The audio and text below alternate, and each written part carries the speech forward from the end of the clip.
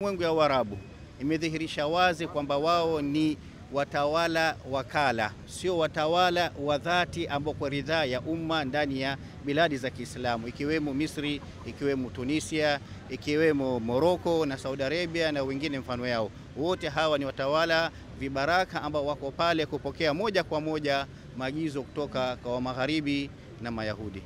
Jamii ya Kiislamu kutoka hapa jijini Mombasa wanaitaka jamii ya kimataifa kuungana ili kuhakikisha amani inapatikana katika taifa la Palestina lililoko kwenye vita, hasa ukanda wa Gaza.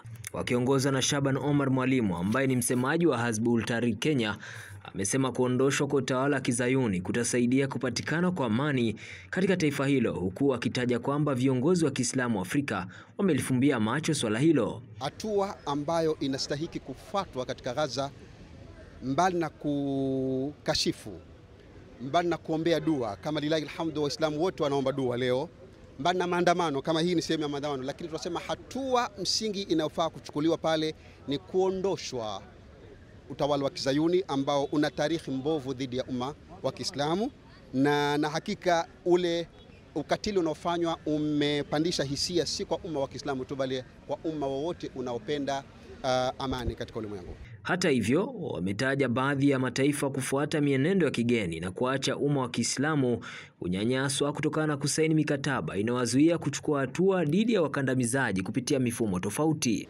Na umma wa Kiislamu ulivyotakiwa katika Uislamu ni umma mmoja, kwa maana kwamba umoja huu si umoja unaozungumzwa na viongozi wa Kiislamu leo ambao wametapeli umma. Umoja wa Kiislamu wametapeli mengi.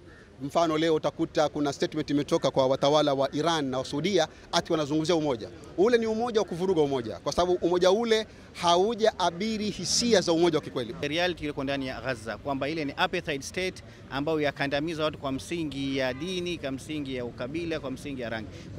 Kwa sababu hiyo ushawishi mkubwa wao ukatokea ile tarehe yao.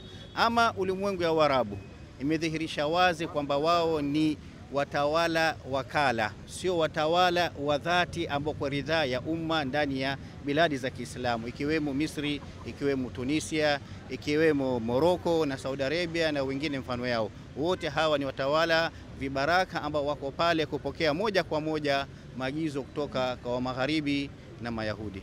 Nikiripotia runinga Al Shifaa kutoka kaunti ya Mombasa, mimi ni Joseph Lewa.